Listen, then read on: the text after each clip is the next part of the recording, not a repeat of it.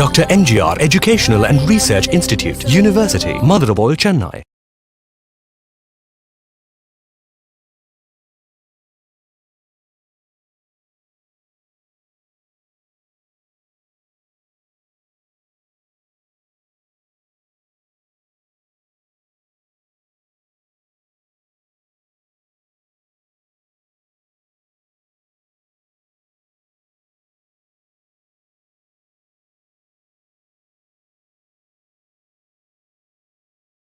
Our lives. Physics generate fundamental knowledge required for technological developments in the field like engineering, computer studies, space travel, and biomedical.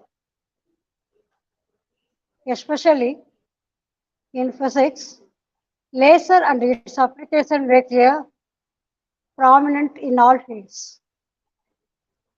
On behalf of first year BTech, Department of Physics, I cordially invite all for their subject lecture, Laser and its application by Dr. E. Kavitha, Deputy Dean, Journal and Publication, Professor, Department of Physics. Now, I request Dr. M.V.L. Kumari Ma'am, HOD, Department of Physics, for welcoming the gathering. Ma'am? Thank you, ma'am. I'm audible, ma'am? Yes, ma'am. Yeah, thanks, ma'am. A very good afternoon to one and all present here. On behalf of Dr. MGR Education and Research Institute, I welcome you all for the subject lecture on laser and its application organized by First Year Beta. I sincerely acknowledge with gratitude our President Sir for giving opportunity to organize such events. I welcome our Vice Chancellor, Dr. S. Geeta Lakshmi Ma'am, Provost Dr. S. Gopalakrishnan Sir, Rector Dr. D. Vishwanathan Sir, Additional Registrar Academics and Inspection Dr. S. Nallusamy Sir, Additional Registrar Admin, Staff and Student Dr. V. Siruraj Sir.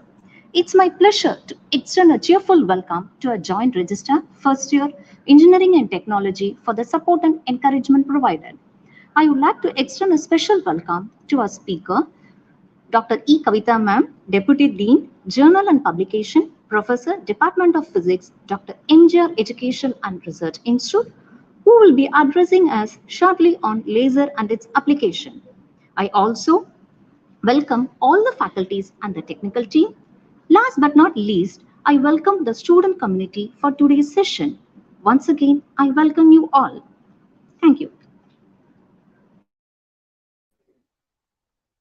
Thank you, ma'am. Now, I welcome Ms. Vanasir Banu to introduce the invited talk.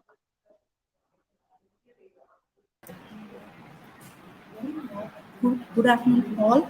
I am pleased to be here and to have the chance to introduce Dr. E. Kavitha, Deputy Dean, Professor, Department of Physics, Dr. MGR Educational and Research Institute, Chennai. Dr. E. Kavitha's career has taken her 21 years of study, research, and teaching. She holds her 3 advanced degrees in physics. She has written numerous scientific articles and journals. She had received reward for the publications in Web Science and Scopus journals on December 2021. She had acquired Certificate of Excellence Award on 2011 for the contribution towards achieving excellent result in material science from Dr. MGR Educational and Research Institute. Finally, she is also such a fascinating person, and we are all in a treat of her speech today. Without further ado, please join me in welcoming Dr. E. Kavitha.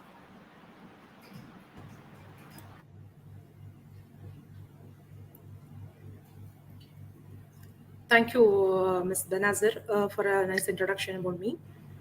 And a very good afternoon to one and all connected here. First of all, I would like to thank our Honorable President, sir, for his constant encouragement and support.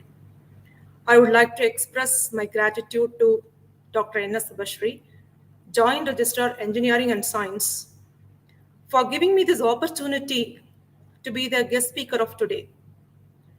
My heartfelt thanks to Dr. M. Kumari, head of the department, and all the faculty members of physics department for their encouragement.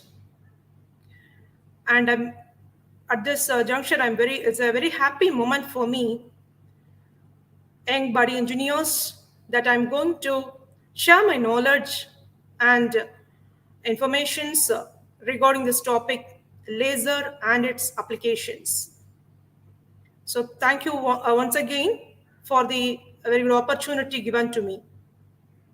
Now let me start my topic.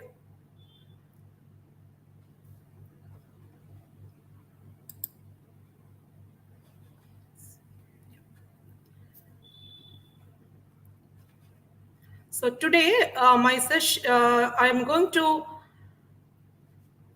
give a brief idea about this laser and its applications.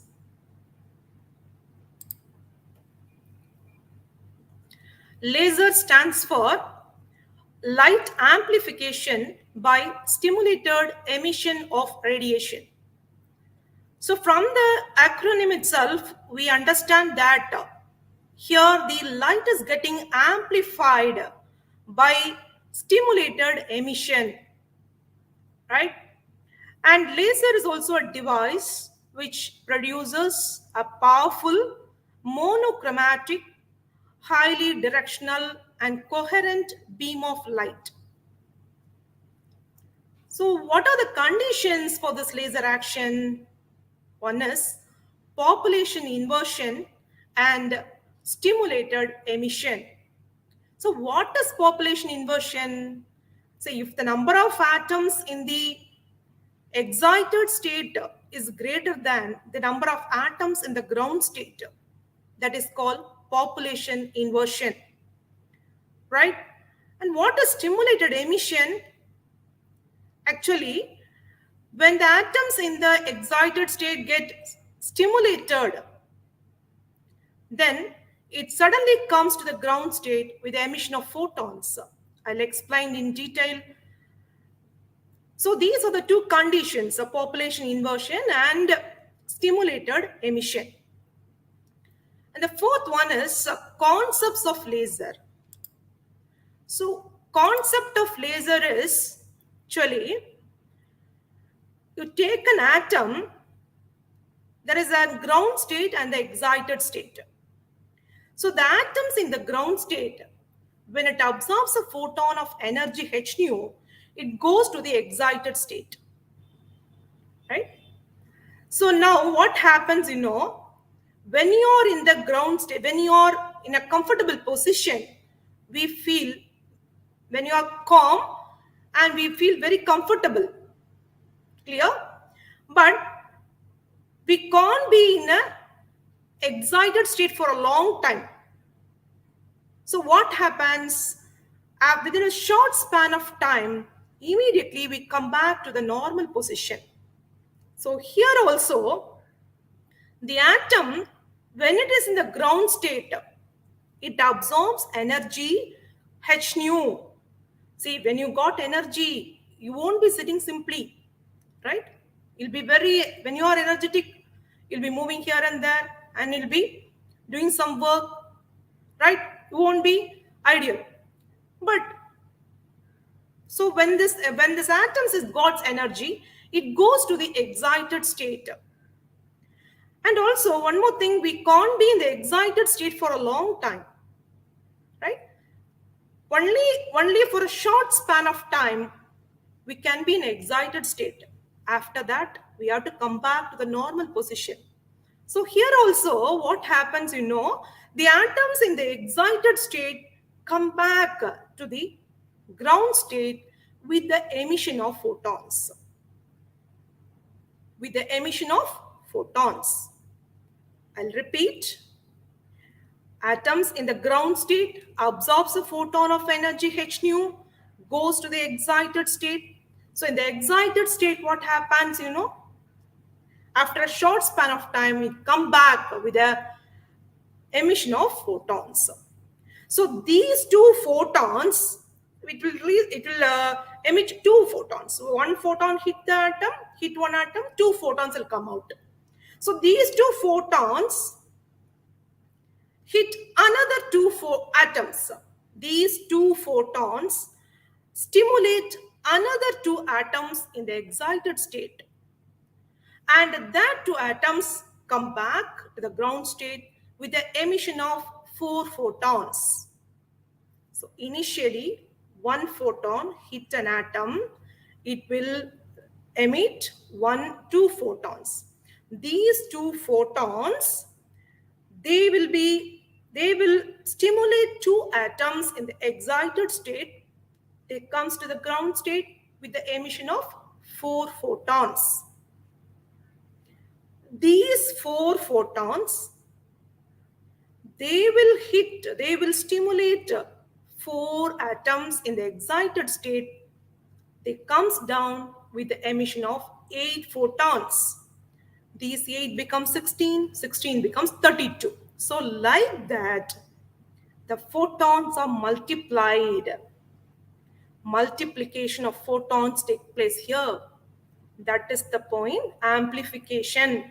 Amplification. So the light is getting amplified by which process? Stimulated emission. Stimulated emission. So 2 photon become 4, 4 become 8, 8 become 16, 16 become 32. So multiple photon multiplication take place. That is, the photons are getting amplified. So once it's getting amplified, that is why the acronym laser represents light amplification by stimulated emission of radiation. Okay, this is the concept of laser. Yes. Now, what are the characteristics of laser? The previous slide I told it's a device which produces powerful, that's highly intense, monochromatic, highly directional, coherent beam of light. So these are the characteristics of laser. So what are the characteristics? First one, directionality, highly intense, monochromatic, coherent. Yes. What is directionality? Direction. It will be moving only in one direction. Clear? If you take a normal light and a laser, the light coming from that is normal light, the angular spread is very, very high. The angular spread of the normal light is very high when you compare to the laser beam, because the spread of laser is very, very minimum spread. The angular spread, the spread of laser light is minimum in the case of laser. That is why it is getting focused at a particular point. So when it is focused, when there is a minimum spread of this light, so it is highly intense and high, and the direction is also highly directional. That is the first point, highly directional. So it is focused at a particular point, so highly intense. So the intensity of the laser beam is very high when compared to the normal light. Then monochromatic. Monochromatic means when the light beam is having only one wavelength, if you take the wavelength, it is a single wavelength. So when it is having a single wavelength, it is monochromatic, highly monochromatic. If it is, for best example, sodium vapor lamp, and here also laser, only one wavelength, different colors of lasers, it may be red or green or blue, anything. So only one wavelength is there, monochromatic. Coherent. Coherent means the light waves coming from the laser source are in phase with each other. That is coherent. So these are the characteristics of laser. Directionality, highly intense, monochromatic, coherent. See a small figure for this. Normal light is incandescent light versus laser light. When it light, when it is normal light, see here, many wavelength, polychromatic, many wavelength, multi-directional, one will be going here, one will be going here, and one will be going here. So multi-directional, incoherent, they are not in phase with each other. If you take a laser, monochromatic, directional, coherent. Okay. What are the components of laser? Active medium, then totally reflecting mirrors and partially reflecting mirror at both the ends. They form the resonant cavity. Other name for this is optical resonator. We are saying it is an optical resonators. Optical resonator. So here totally reflecting mirror, partially reflecting mirror, they form the optical resonators. Active medium at the center. Energy source is given up and down. What is active medium? The medium in which population inversion take place. The medium in which population inversion take place. Already explained what is population inversion. Number of atoms in excited state is greater than the number of atoms in the ground state. It is called population inversion. So if you want to achieve this population inversion, we need an active medium, the medium in which the population inversion takes place. Now, 3 processes for a laser beam. What are the 3 processes? Absorption, spontaneous emission, stimulated emission. Absorption, see the diagram for this absorption.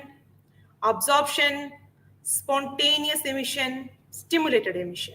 Okay, yes. See here, absorption, an atom having energy level E1 and E2.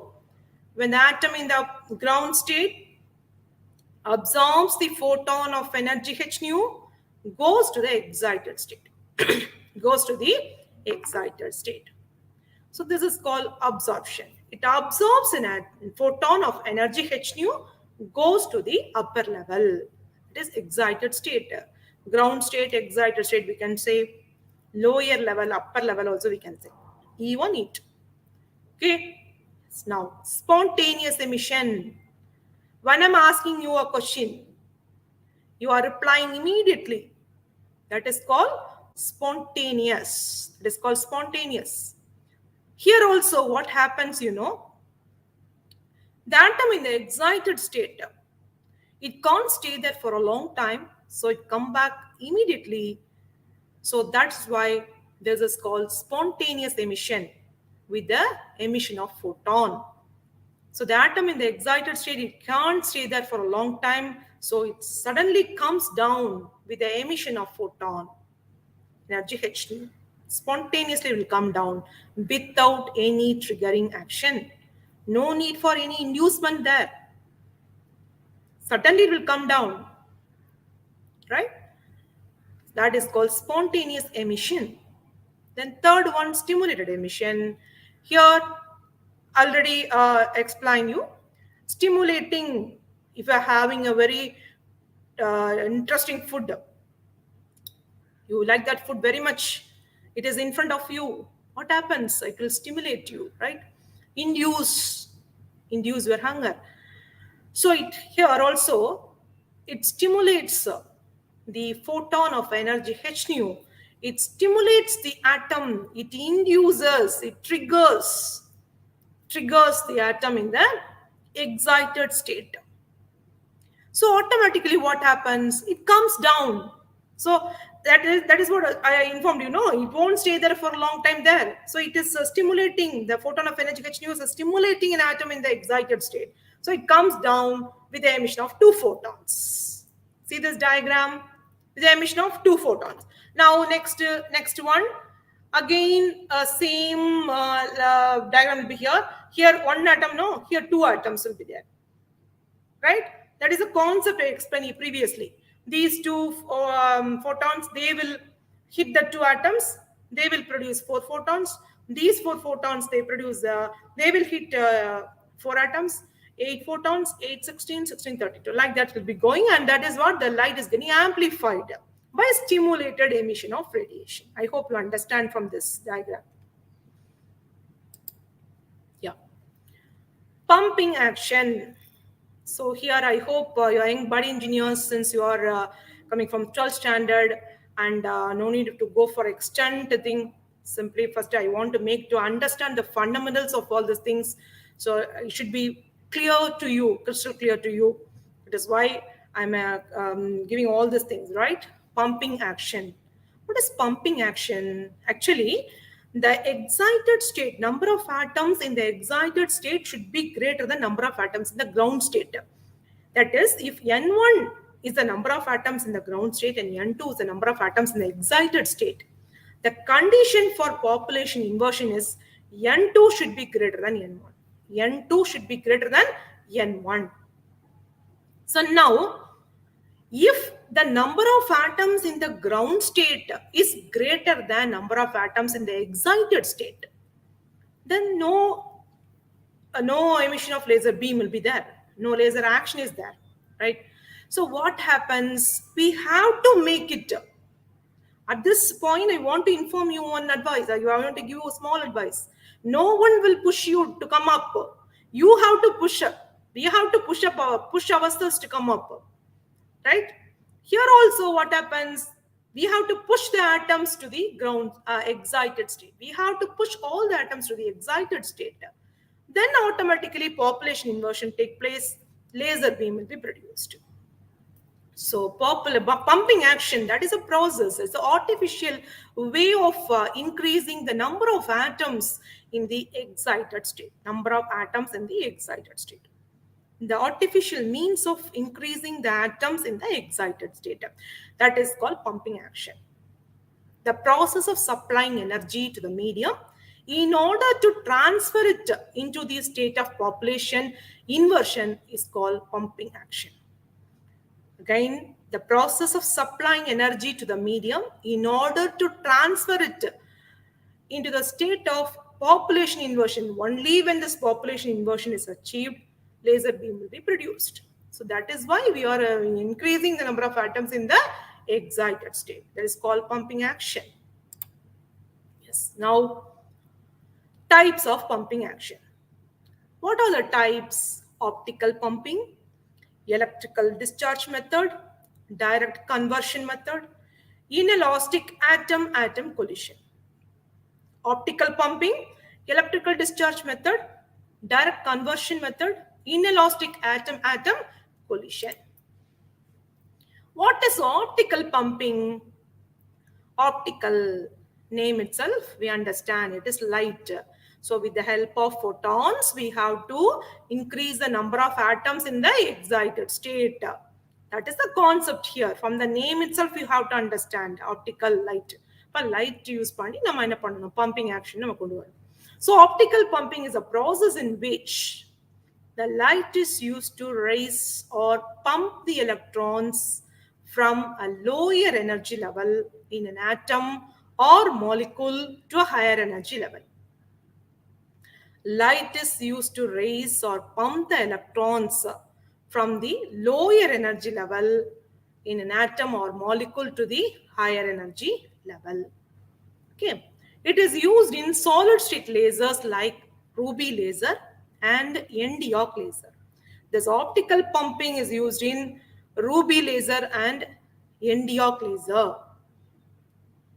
Right? And here this in ruby laser, the xenon flash lamp is used for optical pumping. Which is used for optical pumping? Xenon flash lamp is used for optical pumping. Okay. Now, next one. This is the example. This is a schematic diagram for optical pumping. Initially, the number of atoms in the energy state E1 is more than that of the energy state E2, E3. Now, what happens?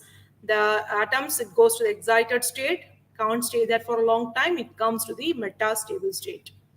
It comes to another state E2, metastable state. There, it stays there for a long time. and the population inversion between E2 and E1 takes place here. So the laser beam is produced. Electrical discharge method. From the name itself, you have to understand electrical electrons. Electrons, they're photons. See here, photons. The role is photon. Here, electrical electrons. So electrons are generated in an electrical discharge tube. These electrons are accelerated to very high velocity by a strong electric field. When you apply electric field, these electrons are highly accelerated. They are having very high velocity. So these accelerated electrons, they collide with gas atoms or molecules, and they transfer the energy and goes to the excited state, which results in population inversion. So here electrons are generated in this electrical discharge tube. Electrons are produced. When you apply electric field, these electrons are getting accelerated. So they can't be in one place. They'll be very much accelerated. They can get a lot of energy. So it will be moving here and there. And they collide with the atoms, gas atoms. Helium neon laser, and this is the method used. So they transfer their energy, and what happens? That atom, it goes to the excited state. So once the number of atoms in the excited state greater than number of atoms in the ground state, N2 greater than N1, population inversion is achieved. Laser beam is produced. This method is used in gas laser like organ laser and carbon dioxide laser.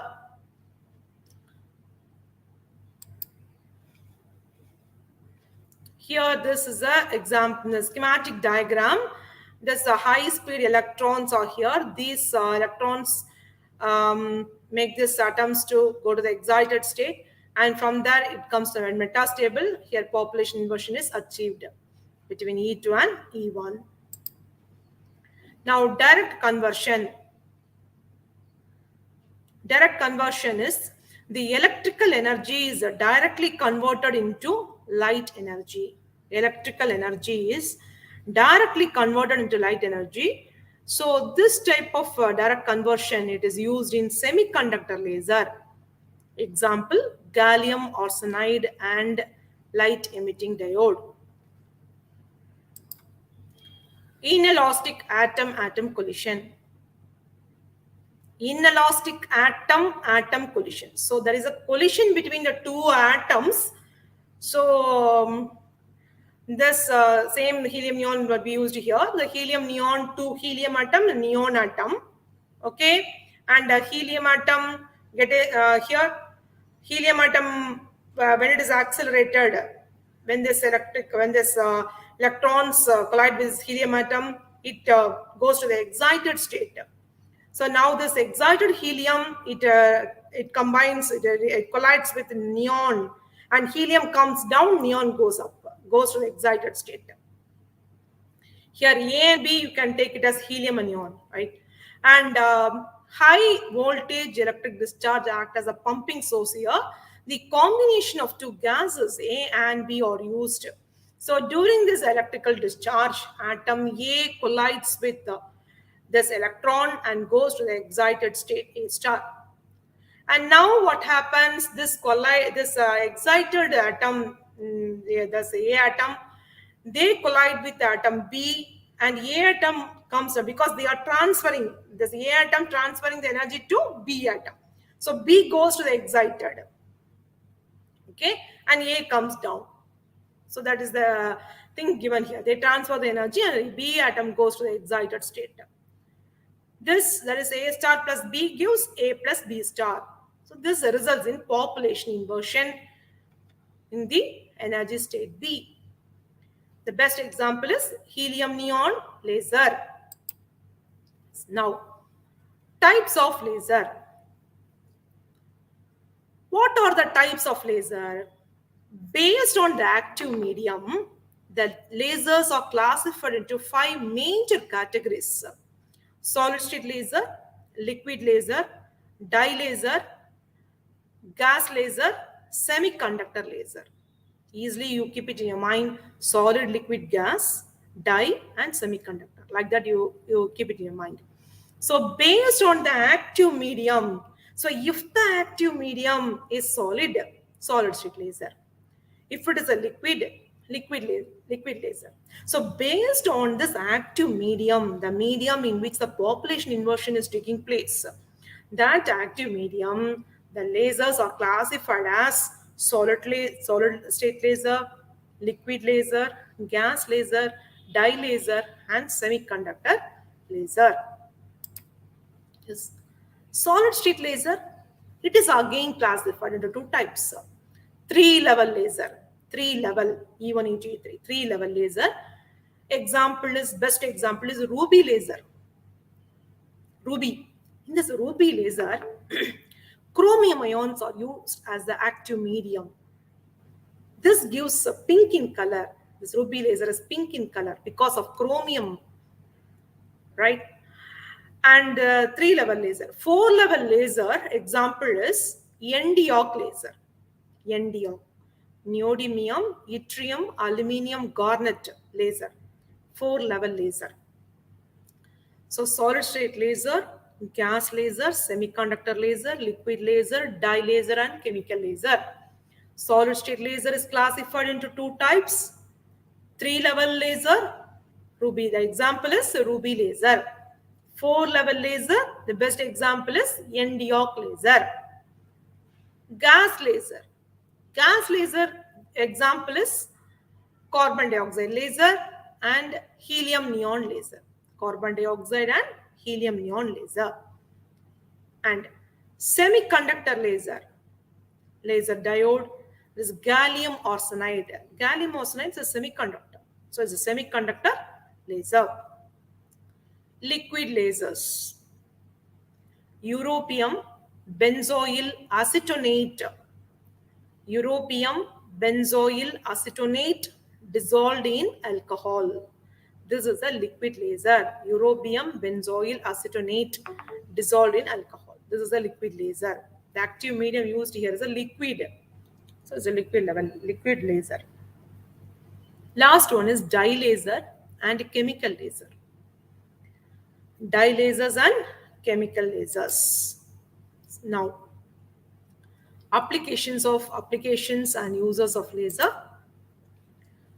The first one, medical applications. Okay, so previously we have seen what is laser, what are the characteristics of laser, what is the concept of laser. Okay, concept of laser, then pumping action, types of pumping action, types of lasers. So in the types of lasers, you got ruby, carbon dioxide, NdOC laser, helium neon laser. You will be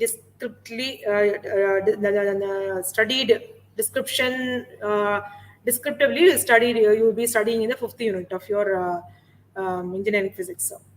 Okay, so the fundamental, I hope you all understand how the laser beam is formed. Like that, you understand everything. There are a lot of applications of laser. Lot of applications. Without that is bloodless surgery. That is a major application. If you before 2 or 3 decades, so this is not available, and hope now we are very much gifted to have these lasers and medical applications. The best is bloodless surgery. Okay, so you all know from the name itself, you understand what is what. Bloodless surgery. They will be passing the laser beam, and without using of blood, the surgery, they will do the surgery like that. Kidney stone treatment. I hope you all understand. See, it's very, very difficult. Kidney stone. There's a lot of problems is coming. Many of the people are suffering from this kidney stones. Mostly gents, including ladies also. Nowadays they are suffering. Kidney stone is a very much pathetic condition. And that is why I'm saying no, because pain just like that delivery pain.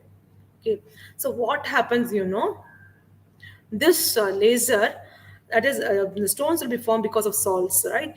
This laser, they will break the stone because the stone won't come out. Since it's of some thickness, larger thickness, it won't come out from that hole, from the space. So what happens, these lasers, it will break the stone into small pieces, minute pieces, so that it will come out of the excreta, right? So kidney stone treatment, dermatology. See, we have seen many of the people are having patches, black patches or white patches in their body skin, the skin. So this laser, carbon dioxide laser will be used. These type of lasers are used to remove the skin problems, dermatology problems. They will cure that. And ophthalmology. What is ophthalmology?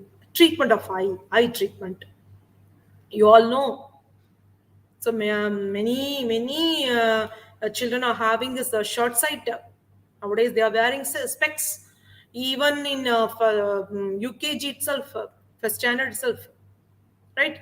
So this lasers, by using this laser, we can rectify that problem. Short sight problem can be rectified at the age of nearly 18 or 19. We can rectify this short sight problem with the use of this lasers, so that you can remove the spectacles. Otherwise, you have to wear the spectacles, right? So this is used in ophthalmology, not only this short sight, but lot of problems.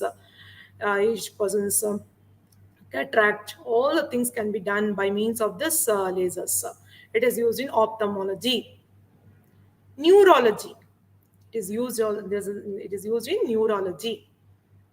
And dentistry, dental, teeth. Okay, so without much pain. So previously we'll be having a lot of pain when they are doing some treatment. We all suffer from pain, but nowadays this dentistry, dental, this laser is used means it will reduce the pain also, right? And tissue repair, cosmetology. Okay, so all this are the medical applications. Commercial and entertainment. It is used in laser printers, optical disc, barcode scanners, thermometers, laser pointers, 3D hologram, laser light show, decorations, laser decorations. I've seen, many of us have seen this laser decorations. So these are the commercial and entertainment applications for lasers. Laser printers, optical disc, barcode scanners, thermometers, laser pointers, 3D hologram, laser light shows, and finally decorations. Enforcement and scientific research. It is used in laser fingerprint detection. You all know very well, detective. So it's laser fingerprint detection, forensic science. It is used in spectroscopy, laser scattering microscopy, metrology. So these are the applications in enforcement and scientific research. Holography. It is a very important topic. Holography. We all seen the Sriliputur Kopuram, no? It is at the back of the some cards, so we can see that hologram, right? So this holography means recording the complete information about an object in a holographic plate. So we can construct a three-dimensional image of an object using a laser beam, right? It is based on the phenomenon of interference, superposition of two waves. Based on this, the phenomena of interference, this holography depends on. It will completely record the information. So it will collect the information about an object and it will record in a holographic plate. And once it is it is subjected to this diffraction, we can get this three-dimensional image of an object. We can 3D image of an object. Holography, it is a very best example. And here holography types are optical holography, acoustical, X-rays holography, microwave, double expanded, real-time holography, and time average holography. So these are the types of holography. And schematic diagram for this holography. The light coming from the laser source, it is splittered by means of this beam splitter. So one is object beam, other one is reference beam. Okay. And after this, the object beam and the reference beam interfere with each other, and it is recorded in the photographic plate. And once this photographic plate is subjected to diffraction, we get the three-dimensional image of an object. That is what we are doing, construction of a hologram and reconstruction of a hologram we are doing. Okay, so light coming from the laser source, it is splittered by means of this beam splitter. So we get the object beam and the reference beam. So now what happens, this object beam and the reference beam interfere with each other, and they get recorded on this holographic plate. So once this holographic plate is and subjected under this diffraction, three-dimensional image of the object will be produced. We get the 3D image, right? Yes. Another use is laser tattoo removal. You all, somebody else will be very interested to have this tattoo, permanent tattoo. So this permanent tattoo can be removed by means of this laser. The laser beam breaks up the pigments in the tattoo into small particles. Then the body's immune system attacks and destroys them. So it's also used in the removal of tattoo. Industrial applications. See, sometimes the metal sheets are very, very thick. It's of very high thickness. It is a very high thickness. It is very difficult to cut. By normal cutting, it is very difficult. Okay, but by means of this laser cutting, it is possible. Suddenly, it will cut the low thickness. How much thickness it can be? This laser is used for cutting. It is industrial application. So they is a major application nowadays. Okay, it's a very good application. Laser cutting, laser drilling also. See, sometimes if it is very hard, if the object is very hard, then it's difficult to put a hole or drill something. Okay, but this laser, it is helpful for drilling and putting holes, perforating holes. And last one is laser welding. So what are the difficulties? It can be solved in the case of industries, that is if it is of high thickness metal sheets, if it is of high thickness, if it can't be drilled, that is a pretty hard object like that. If it is like that, then it will be easily solved by means of this laser cutting, laser drilling and perforating holes, laser welding. So everything is possible by means of this lasers. Advantages. So what are the advantages? There is no damage to the material. So laser, if you are using a laser, there is no damage to the material. The materials won't get damaged. You can cut, you can put holes, you can do anything, right? Without damage to the material, and also to if it is in the medical applications, without damaging to the human body or a human soul, the problem can be solved. Sonography, lot of applications. We can see applications itself, we can explain it for 1.5 hours. Sonography, the baby will be in the uterus, so without passing any x-rays like that, so how the position of the baby will be like that, we can find out by means of this lasers. without damage, without doing any harm to the baby and to the mother. We can find how the baby is inside the uterus. It is called sonography. That can be done by means of these lasers. So first point is there is no damage to the material. Then second one, time consumption is low, very less. Time consumption is less. It won't take much time. Okay, but if you are doing, if you are not using laser, if you are using some other way, means definitely it will take a lot of time. But here the time consumption is less. Time consumption is less. There is no need for machining after the process. It is after welding. We can use the materials directly, we can use. There is no need for vacuum. So if there is a vacuum, then only the particles they are getting reflected. Then here, there is no need for vacuum also. That is the thing happens here. Mainly the advantages.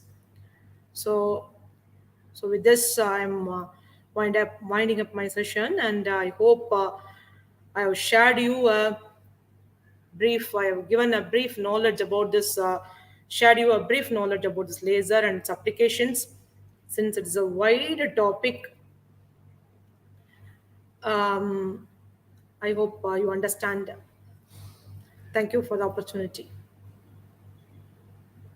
Thank you, ma'am.